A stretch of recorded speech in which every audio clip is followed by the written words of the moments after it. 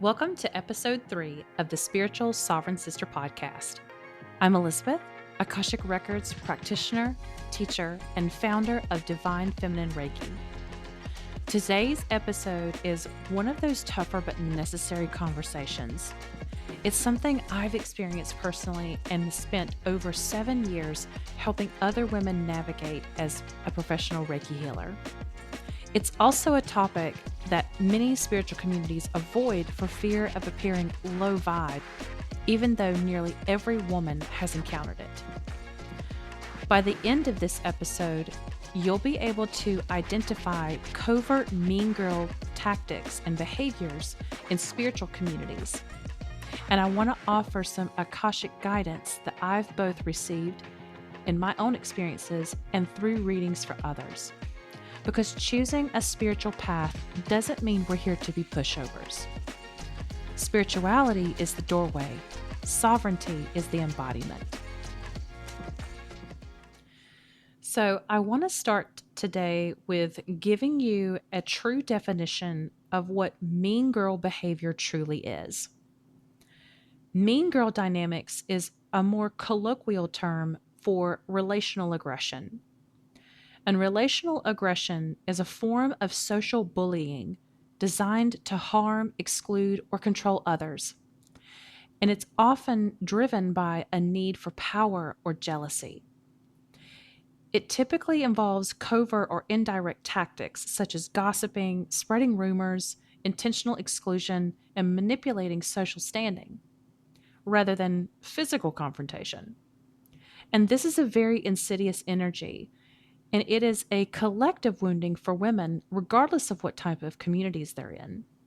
From an energetic perspective, there are what I call false light entities that are behind the influence of these behaviors that prey both on the insecurities of those who do these things and on those on the receiving end.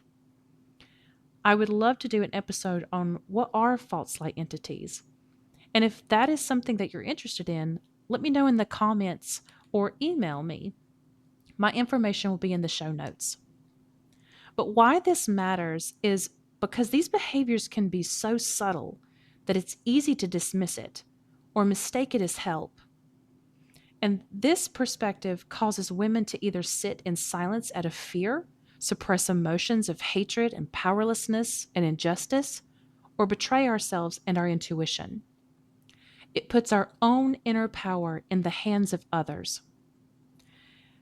As a sovereign woman, there should be no one on this earth, regardless of relation to you, who should have enough power over you to be able to dictate the weather of your experiences. That needs to stay in your hands. But when it comes to these situations, it can be very difficult to know how to navigate them. So we often stay in communities and friendships long past their point, and we end up in misaligned connections. And it's very easy for empaths and healers and lightworkers to mistake being nice or love and light as being kind. Truth is kindness, and sometimes that requires us to be both truthful to ourselves first and to others, even if it's not popular. I wished that someone would have explained all of this to me, and by sharing what I've experienced and learned, it's my hope that you will learn from me and it will make your life easier. Now, I touched on this a little bit, but I want to talk about the dangers of the love and light mentality that is rampant in the spiritual communities.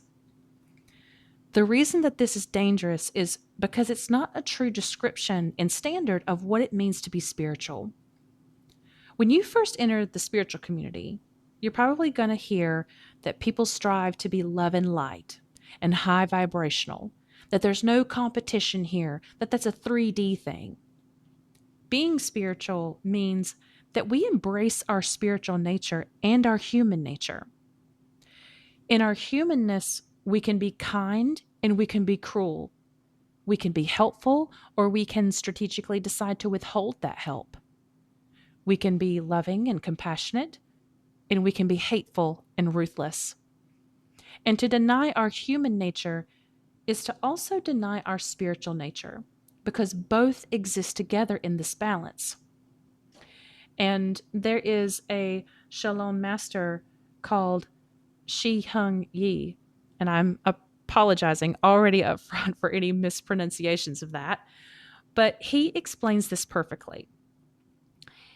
He refers to the necessary need for people to have a demon hand and a Buddha heart. It's a principle describing the need to develop intense, powerful, or demon-like skills for protection while maintaining a compassionate, Buddha-like heart. Now, the demon hand that he talks about represents the capability and skill and power needed to fight or handle difficult situations, while the Buddha heart represents compassion, wisdom, and the ethical kind of intentions behind those actions. And the concept emphasizes that having only strength or demon hand without the kindness of a Buddha heart is dangerous, while the kindness without strength is ineffective. And this was a lesson I personally learned from my higher self when working in my Akashic Records. One of my first experiences within the spiritual community was with a frenemy. And she decided to lash out at me when I was teaching a Reiki Master Training course. And it blindsided me and it hurt me deeply. And she refused to take accountability for her actions. And I had to choose to end the friendship.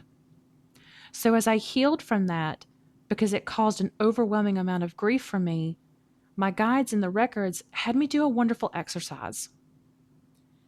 They had me go back to the moment and watch it play out as it happened. And at the end, I was asked if I had acted from a place of my ego or higher self. And I was honest with myself and responded that I had acted from ego. Not because I met her same energy, but because even though she was intentionally hurting me, which she later admitted to, I was still trying to help her by trying to explain why we were learning the material. I was caring for her emotions before caring for my own, just in hopes to save a friendship with someone who didn't respect me. My ego was keeping me in people-pleasing behavior. Then they had me go back to the beginning and have my ego step to the side and watch how my higher self would have handled it differently. And I could hear her yelling at me. And instead, I stayed calm and regulated and allowed her to finish her outburst. And instead of trying to appease and explain, I saw and heard my higher self calmly say to her, "Get your things, leave your manual, and leave my class."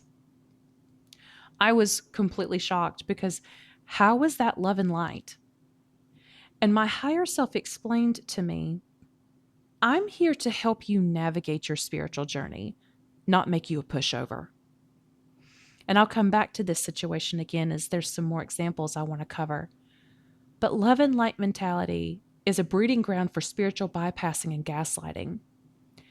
And in order to end these mean girl dynamics, we have to end our fear of conflict and start having conversations for the sake of healing. So let's go over some covert mean girl tactics. There's about 5 different behaviors that I want to touch on that I've experienced myself and that I've seen clients navigate. And while I'm sharing these from a spiritual community perspective, these show up everywhere. Christian communities, workplaces and families, friendships, schools, even among other healers. And this isn't an exhaustive list, but it's just the most common patterns that you might see. And as you listen, some of these may immediately resonate to you. You may know somebody that's done that to you or is doing it to you now. And for others of you, you might feel uncomfortable or triggered. Just notice that, because all of this is normal. All of those feelings that you may experience throughout this is completely normal. And these dynamics are designed to be subtle, and recognizing them isn't about blame, it's about clarity. The first one is bestie bombing. And this is one that I've experienced from other healers looking to collaborate with me sometimes. This is a manipulative tactic where A new friend overwhelms you with excessive affection, compliments, and gifts, and even demands for attention quickly to create intense intimacy and dependence. And it's similar to romantic love bombing, this too much too soon behavior that often leads to a rapid, unstable friendship. Now, this is actually a behavior that derives from insecurity. It's only malicious if they mean it, if they truly think, okay, we're going to be friends, which most of the time they don't actually want to be your friend. Rather, they want something from you. And when they get it, or it's not coming as quickly as they thought, then they fall off the face of the earth, leaving you wondering what you did wrong. And you can spot this by when they approach you with gifts or offers, or they just fall out of the sky to help you and they see all this potential in you. And it's not because that's not true, but it's because they've been watching you for a while and figuring out what you can do for them. It's a contractual type of energy. Number 2, fear seeding or planting seeds of doubt. This is a form of relational aggression where a person, the mean girl, subtly implants doubt, insecurity, and apprehension in others to maintain control or a social hierarchy or some kind of power. And it's designed to make the target feel that if they do not comply with the bully's unspoken rules, that they will be socially rejected, excluded, or humiliated. And now there's a couple different ways that this gets expressed. So a few of the common ones is, the first one is emotional blackmail. And this is what I like to call fog, F-O-G. And I can always tell when someone is having it done to them or they are trying to do it to me because I'll see this spiritual type of mist or fog that starts to gather around the energy field.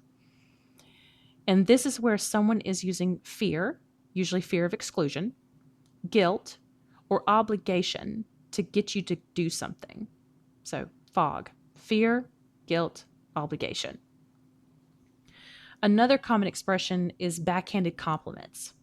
I've gotten this myself with other healers whenever they try to undervalue my services, either calling it too much or not special enough. But this happens in spiritual spaces when maybe you are offering up ideas or your creative efforts, and someone says something like, "Is there anything you can't do?" Or, "Oh, you actually have clients?" Or maybe a more personal example you might hear, especially within the spiritual community, is, "I can hear your guides tell me that you still have a lot to learn on that subject, but you're on the right path." You have to really listen to tone in these comments, and your intuition will tell you. It will make you stop for a second when you hear them, and it's easy to brush them off like maybe you took it wrong, or maybe you're just being judgmental. But it'll make you wonder for a second, what did they mean by that? Number 3, gossip disguised as concern. This one is really frustrating because it involves so many other people who continue to look at the situation and mean girl as concerned. And it makes you feel like you're crazy and like no one sees your side. And this is the act of sharing private, negative, or intimate details about someone while masking the conversation as care. It allows the speaker to damage reputations or vent under the guise of being helpful, often making the gossiper appear more trustworthy. And this is where you hear phrases like, "I'm only telling you this because I'm worried about them," or "Don't tell her I told you, but," and then they continue with the gossip. If this was real concern, then they would go to the person themselves, not a third party, to someone that they think has influence over you. And this can also look like venting or complaining about a person, or it being just sharing some intimate details about someone. Number 4, subtle policing disguised as help or integrity checks. Among healers, this can look like sending you unsolicited legal restrictions according to your state, or blatantly asking you, "Why do you offer that service? Do you feel comfortable with that?" In more personal instances, They can use quiet exclusions where you stop getting invites to group activities, and then they conveniently keep forgetting whenever you bring it up. They might use the silent treatment, then start talking to you like nothing is wrong and there's no repair after the conflict. This can also be passive-aggressive jokes where they disguise backhanded compliments as jokes.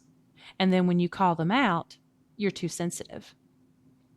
This can also look like gatekeeping, where they will either enforce some kind of rigid rules for you to belong or position themselves between you and another person by withholding information. And lastly, this can also look like some surface level politeness, where they're saying all the right things, but you start to notice these little smirks or eye rolls. The last common tactic, number 5, is triangulation. And this is a dysfunctional communication pattern and manipulation tactic that occurs when two people in a conflict, a dyad, bring a third person, sometimes an object or belief, into the mix to manage the tension or avoid direct confrontation or just to gain control in general. Rather than resolving a conflict directly with the person involved, the triangulator or the mean girl uses a third party as a messenger, validator, or ally to create a divide and conquer dynamic. And this other person, this third person, is usually going to be a mutual friend.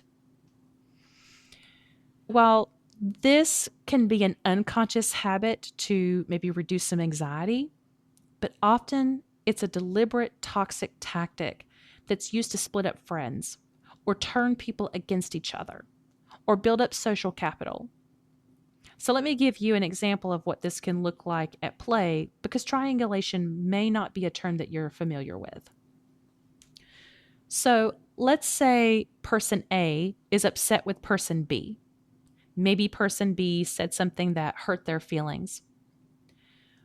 But instead of person A needing someone to help them through the hurt that they feel, they go to a mutual friend, person C, and they start sharing only selective information, or they leave out their part, or they play the victim, or they exaggerate person B's behavior.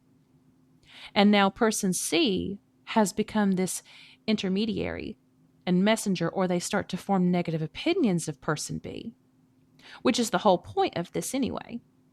Person A needs someone to rally someone with them. So instead of going directly to person B and having an adult conversation, person A goes to person C, a mutual friend. Now that we've identified some mean girl tactics, I want to offer you some tips and perspectives from the Akashic Records that helped me navigate some of these situations, and also what I've learned whenever I'm doing readings for other people. And since we encourage discernment on this podcast, I want you to take what resonates to you and leave what doesn't. Tip number 1. Your belonging doesn't depend on someone else's approval. There's an amazing line in a cartoon called Rick and Morty where Rick, I believe, was on stage and the crowd starts to boo him off the stage. And when Morty goes to find Rick, Rick seems fine. And Morty is confused and he says, "Are you not upset that they booed you off the stage?" And Rick responds with a really powerful statement. He says, "Their boos don't bother me because I see what they cheer for." And in cultures, whether it's society or family, when control, manipulation, and chaos or being fake is the norm, your authenticity and self-confidence is going to be viewed as a threat. And taking your power back is remembering who you are and that no one else can do what you do, how you do it. It takes so much courage to stand up to strangers, and it takes even more to stand up to friends. But who you are and the fact that you belong is not dependent on someone else's standards or approval. This perspective is to help you to be able to navigate out of those communities where those toxic things are the norm and into ones where people understand the value that you bring. Number 2, remember that you always have a choice. You have a choice in how you respond and conduct yourself. So in those moments when you spot triangulation, for example, and maybe you're person C, you start to feel like you're in the middle. You can choose to step off the triangle by not choosing sides. So some phrases that my own personal Akashic guides helped me with was saying something like, I'm really not the person you should share that with. Or I don't form opinions of people I either don't know or don't know the whole story. Another way is to encourage the direct conversation that they should be having anyway. And you can do this by asking clarifying questions like, have you spoken to them on how you feel? Now, if you become the target in triangulation, maybe you're person B, do not play the game. You can go directly to the person who received the gossip or information and talk to them if you want to, but not the mean girl itself. But sometimes, if you are in situations where the mean girl is confronting you, then you're going to have to gauge the situation. Sometimes silence can be your answer. Oftentimes, when we defend our position, it only makes it worse, and it actually hands your power over to them. So I learned that the best way is to first stay calm, and I let the person speak, saying whatever they need to say, and I will actually respond with 5 seconds of silence. And then I'll say something like, noted, and I'll walk away. And this is not to agree with them, but rather it is a note. It's a note to me because they're showing everyone who they are, and they're showing me how they really feel about me. And that's vital information. And that's vital information for you also. Number 3, allow friendships to happen slowly.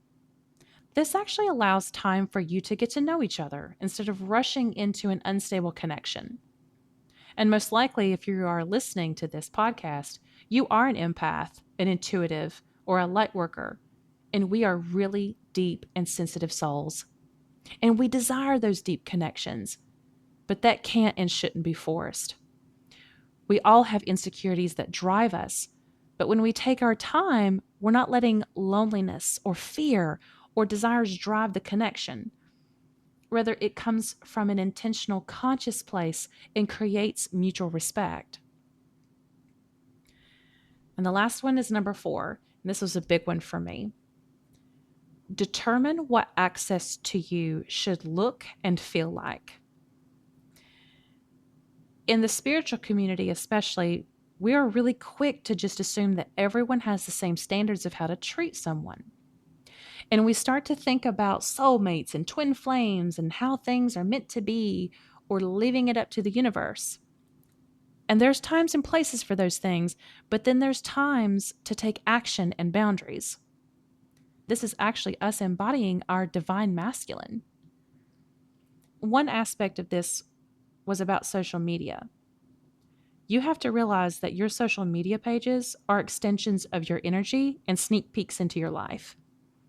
And when someone who is envious of you or displays not safe behaviors repeatedly or doesn't even really like you has been given access to you in this way, you're giving them the green light to continue or even start this behavior. I had to determine what my personal social media pages were for and what my business pages were for. Now, isolation and cutting someone off and calling it a boundary, that's not the answer here. However, when I would see that someone repeatedly was doing this towards me, or I would witness it, I decided to unfriend. We spend so much time on social media now that when we even witness that behavior, and it's not even directed at us, it affects our energy. And I want to point out here that for some of you listening, you might find this pretty harsh, or you might sound petty to just unfriend people on social media. You might write it off as that's just how they are, and you ignore it. And if that works for you, then that's great. But as a sensitive person myself, it was overwhelming to me. especially when I stayed Facebook friends with people I knew had used me or bestie bombed me or gossiped about me. But the guides helped me to understand one of my values. And this was that I don't want someone to have access to my personal information or resources or energy that does these things over and over again without evidence of repair or self-work. And lastly, sometimes the best course of action, yes, is to cut ties with someone and to have that distance between the two of you for healing. And going back to my personal example in the beginning, when my friend lashed out at me in a Reiki training, I decided that if I was going to continue in this friendship, that I needed to have a conversation with her. I had reflected on my own actions enough, and I wanted to know her side. But when I spoke with her, she revealed to me how she really felt about me. She explained that one of her guides told her to challenge me and hurt me for my own good, and so she did. And this is a great example of spiritual bullying.